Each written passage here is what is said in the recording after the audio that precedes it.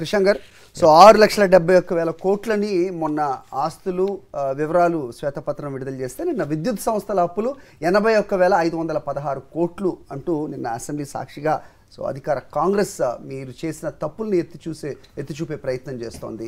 So ఏ విధంగా మీరు చూస్తున్నారు, ఏ విధంగా చెప్తారు? మొత్తానికి మొన్న అయితే మాటలతోటి సరిపోయింది, నిన్న మాత్రం ఎంక్వైరీ వరకు వెళ్ళింది. జ్యుడిషియల్ ఎంక్వైరీ కూడా ఇనిషియేట్ చేయాలంటూ సాక్షాత్తు మీ మెమరీ జగదీష్ రెడ్డి మాట్లాడడం, దాన్ని ఇమీడియట్గా రేవంత్ రెడ్డి అవకాశాన్ని అందిపుచ్చుకున్నారు. సో ఎంక్వైరీ వరకు వెళ్తే కనుక ఈ కరెంటు మంటలు ఎవరిని కాల్చబోతున్నాయి అంటే ఏం చెప్తారు?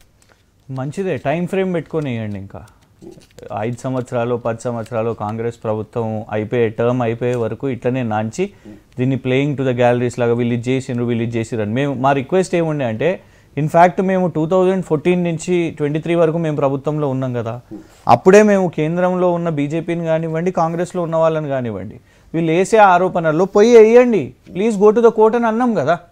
సిబిఐకి వెళ్తారా, సిఐడి పెట్టుకుంటారా, సిబిసిఐడి పెట్టుకుంటారా, రాక్ వెళ్తారా, ఏ సంస్థ ఉంటే వాళ్ళ దగ్గరికి వెళ్ళండి అని మేము అన్నాం. ఎప్పుడన్నా వద్దని చెప్పినామా? Please don't go to the court అనేసి అన్నామా? రాజగోపాల్ రెడ్డి గారు 10,000 కోట్లు జగదీష్ రెడ్డి తిన్నారని కూడా ఒక వ్యాఖ్య కూడా నిన్న చేసిన. మేము అనేది ఏంటంటే 14 నుంచి 23 వరకు గివే వ్యాఖ్యలు చేస్తున్నారు కదా.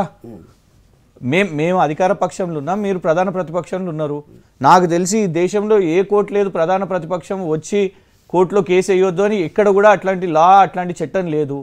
వాళ్ళు 9 సంవత్సరాలు 9.5 సంవత్సరాలు అట్లనే గడిపేసిర్రు, ఇప్పుడు కూడా ఇట్లనే గడిపేసి ఇదే సాకులతో నడిపిస్తారా? ఉంటే ఒకటండి పవర్ విషయం మీద బాధ్యత తీసుకున్నారు మాజీ విద్యుత్ శాఖ మంత్రి గారు జగదీశ్వర్ రెడ్డి గారు. ఎస్, నేనేం చేసి నిలబడి మాట్లాడుతున్నా, వెయ్యండి విచారణ అని. హరీష్ రావు గారు మొన్న అన్నారు, అవును వెయ్యండి విచారణ, నేను ఇరిగేషన్ శాఖ మంత్రిగా పనిచేసిన, వెయ్యండి విచారణ. మీరు ఏ శాఖ మంత్రిగా పనిచేసిరో అందరు కూడా ముందుకు లైన్కి వస్తారు, వెయ్యండి, ఏ విచారణ చేస్తారో వెయ్యండి. We're ready for it. ఎందుకు అని అంటే ఇవాళ వాళ్ళు మాట్లాడుతున్నారు. అయితే సైమల్టేనియస్గా ఛత్తీస్గఢ్ గురించి మాట్లాడిరండి, చాలా సంతోషం. ఎందుకు అంటే ఇదే దాంట్లో ఛత్తీస్గఢ్ గురించి ఉన్నది. ఇగోటి 2017-18 అంటే ఒప్పందం జరిగిన తర్వాత నేను చూపెట్టేది ఏదో నేను సొంత కవిత్వం చెప్తలేను, వీళ్ళ శ్వేతపత్రం, వీళ్ళ white paper, waste paper, what ever it is, white paper.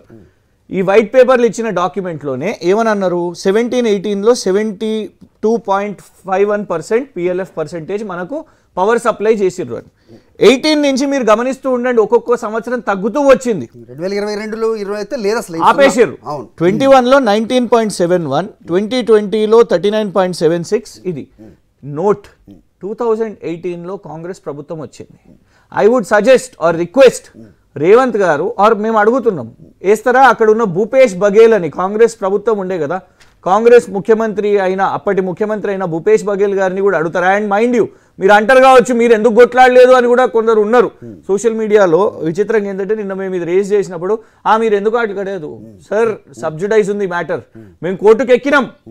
Chhattisgarh వాళ్ళు ఆ తీసుకున్న 1000 మెగావాట్కి కూడా మేము ఇన్ఫ్యాక్ట్ అందుకే అమౌంట్స్ కూడా పెండింగ్ పెట్టినాం, అది కట్టడం కూడా తగ్గించి వీళ్ళు చేయలేదు కాబట్టి. సో మేము అనేది ఏంటంటే మా మీద విచారణ చేసినప్పుడు ఛత్తీస్గఢ్ కాంగ్రెస్ ప్రభుత్వంలో కూడా అక్కడ పనిచేసిన వాళ్ళ మీద మీరు చేయండి. ఇంకోటి చాలా చక్కగా కాంగ్రెస్ ప్రతినిధి వారు సోలార్ కెపాసిటీ గురించి మాట్లాడారు. అసలు ఏం చేయలేదు తెలంగాణ ప్రభుత్వం అనే విధంగా మాట్లాడారు కదా. ఇగోండి ఇది కూడా వాళ్ళు ఇచ్చిన వైట్ పేపర్లోనే ఉన్నది సార్. సోలార్ కెపాసిటీ తెలంగాణ రాష్ట్రం ఏర్పడ్డప్పుడు 2014లో 74 మెగావాట్ ఉంటే ఆ తర్వాత 6123 ఇప్పుడు మెగావాట్ పెరగడం కాదా? ఇన్ఫ్యాక్ట్ మీరు అప్పుడున్న కన్జంప్షన్ 2014 వరకు 7778 అయితే ఇప్పుడు 19,475. మనకు నెసెసిటీ పెరిగింది, దాంతో జరిగింది అని అంటే మీరు అసలు ఒక్కటి కూడా చేయలేదు.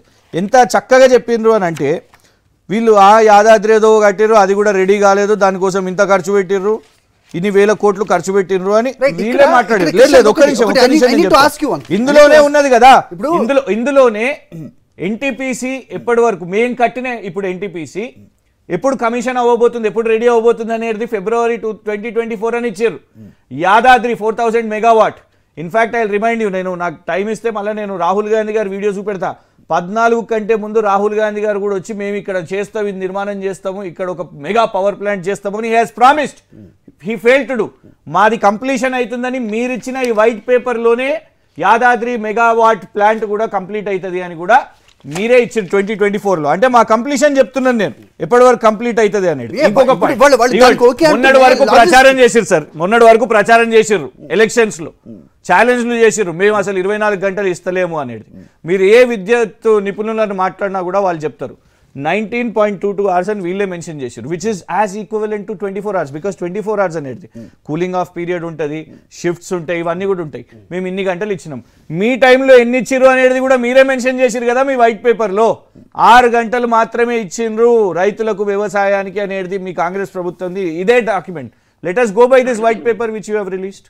దయాకర్ గారు, అయితే వాళ్ళు ఇంకోటి కూడా, ఇప్పుడు మీరు మీ ఆక్షేపణ ఏంటంటే, ఇప్పుడు వీళ్ళు ఏదైతే ఈ వైట్ పేపర్లో అప్పుల విషయం ఏదైతే ప్రస్తావిస్తున్నారో అది వాస్తవం కాదంటున్నారా, లేకపోతే ఫైనాన్సెస్ని వీళ్ళు సరిగా మేనేజ్ చేయలేదు అంటున్నదని అవాస్తవం అని చెప్తున్నారా? మీ ఆక్షేపణ ఏంటి? యాదాద్రి గురించే మాట్లాడితే రెండు విషయాలు చెప్తాను. ఒకటి, నిన్నటి వైట్ పేపర్ అయినా మొన్నటి వైట్ పేపర్ అయినా లెక్కలు పూర్తిగా తప్పుడు తడకలు, ఇష్టం వచ్చినట్టు రాసేసారు. క్యాగ్ పేరు చెప్పిండ్రు, క్యాగ్ సోర్స్ అని చెప్పిండ్రు, క్యాగ్లో ఉన్న ఫిగర్ వేరే, వైట్ పేపర్లో ఉన్న ఫిగర్ వేరే. అండ్ రూపాయి కాదు, 10,000 కోట్లు 9,000 కోట్లు వేరీ అవుతున్నాయి, తప్పుడు లెక్కలు పెట్టిండ్రు. నంబర్ 1. నంబర్ 2, వీళ్ళ మోటివ్ ఏంది, పొలిటికల్ మోటివ్ ఏంది? ఎందుకు చెప్తున్నానంటే, మా రిక్వెస్ట్ ఏంటంటే, రేపు కాంగ్రెస్ రూపాయి అప్పు తీసుకోకుండా పని చేస్తాము, గ్యారంటీలు ఇస్తాం, మేనిఫెస్టో చేస్తామంటే వెల్కమ్ ఇట్, చాలా మంచిదే. వాళ్ళు నిజంగా కాంగ్రెస్ ₹1 అప్పు తీసుకోకుండా మొత్తం ఇవన్నీ నడిపిస్తామంటే మంచిదే. దేశంలో 150 లక్షల కోట్ల అప్పు కేంద్రం జరిగింది మోదీ గారి టైంలో, అది అవాస్తవం కాదు. ఈ రాష్ట్రాలు, వేరే రాష్ట్రాలు, కర్ణాటకలో కాంగ్రెస్ కానివ్వండి, రాజస్థాన్ కాంగ్రెస్ కానివ్వండి, ఎక్కడెక్కడ కాంగ్రెస్ పాలన చేసిందో వాళ్ళ అప్పులు. ఇన్ఫ్యాక్ట్ రాజస్థాన్లో విద్యుత్ డిస్కామ్స్ 88,000 కోట్లు.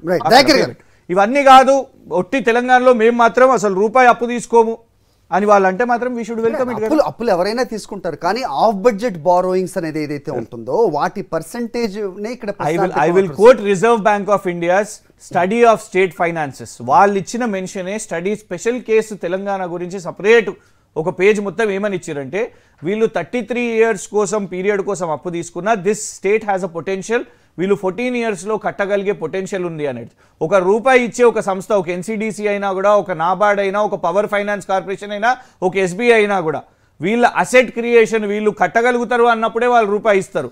అది చేసినాం, మనకు ఆ పొటెన్షియల్ ఉంది. కానీ వీళ్ళు ఒక బ్యాడ్ ఇమేజ్ని ప్రొజెక్ట్ చేస్తున్నారు, ఇవాళ స్టేట్కి పొటెన్షియల్ లేదు. ఏం సార్, సగటు వ్యక్తి ఇంత కట్టాలి అని ఎవరన్నా భారం వేసిర్రా? ఇప్పుడు అట్లనే మనము దేశంలో నరేంద్ర మోదీ గారి టైంలో 150 లక్షల కోట్లు అయింది కాబట్టి ప్రతి ఒక్క భారతదేశ పౌరుడు ఇట్లా ఒక్కొక్కటి ఇవ్వాలి అని ప్రచారం చేస్తున్నామా? ఇక్కడ తెలంగాణ ప్రజల మీద మేమైనా పెట్రోల్ డీజిల్ వ్యాట్ పెంచినామా? ఇవాళ మీరు తగ్గిస్తున్నారా? కాంగ్రెస్ వాళ్ళు మీరు పవర్లోకి వచ్చినాక మేము ఏ ధర పెంచినాం చెప్పండి? మేము 9 సంవత్సరాల్లో లేదు. ఆ ప్రాజెక్టు మీరు కట్టిర్రు, అందుకే బిల్స్ ప్రజల నుంచి గజ్వేల్ ఈ రెండు ప్రాంతాల నుంచి విద్యుత్ సంస్థలకి బకాయిలు అతి ఎక్కువగా ఉన్న దాదాపు 25,000 కోట్లు ఉన్నాయి. అది వాస్తవం కాదా అనే ప్రశ్న కూడా వస్తుంది. ఎందుకు ఉంది అని చెప్తున్నారు. అది లైన్ అప్పులు ఏవైతే ఉన్నాయో వాళ్ళ శాఖలు, ప్రభుత్వ శాఖలు ఇవ్వాల్సిన అప్పులే. ఒకవేళ కేసీఆర్ గారు అక్కడున్న లైన్ మెన్లను, ఈ బిల్ కలెక్టర్లకు అందరికి కూడా మీరు నా గజ్వేల్లో బిల్ కలెక్షన్ చేయకండి, ఎవరెవరున్నారో బయట పెట్టండి, అట్లేమన్నా ఉంది అంటే ఉట్టిగానే వేగ్గా హైదరాబాద్లో ముస్లింలు ఉన్నారు కాబట్టి ఆ ముస్లింలు కట్టలేదు, వాళ్ళు కడతలేరు అని నిన్న ముఖ్యమంత్రి గారు మాట్లాడారు. అసలు నిజంగా చెప్పాలంటే I will just add 1 more half minute. ఈ వైట్ పేపర్స్ బేస్డ్గా ఇర్రెలవెంట్ పాలిటిక్స్, అక్కడ ఇర్రెలవెంట్ పాలిటిక్స్, కామారెడ్డి సీటు గురించి అక్కడ మాట్లాడుతున్నారు, జూబ్లీ హిల్స్ సీటు గురించి మాట్లాడుతున్నారు, ఎంఐఎం సీట్ల గురించి అక్కడ మాట్లాడుతున్నారు. అనవసరం కదా ముఖ్యమంత్రి గారు. అందుకే అక్బరుద్దీన్ ఓవైసీ గారు ఏమన్నారు, ఇట్స్ అన్ ఇమ్మెచ్యూర్ టాక్ అని అన్న పరిస్థితి. ఎలక్షన్స్ అయిపోయినాయి, అక్కడ ఎందుకు మాట్లాడాల్సిన అవసరం వచ్చిందో మాకు తెలియదు.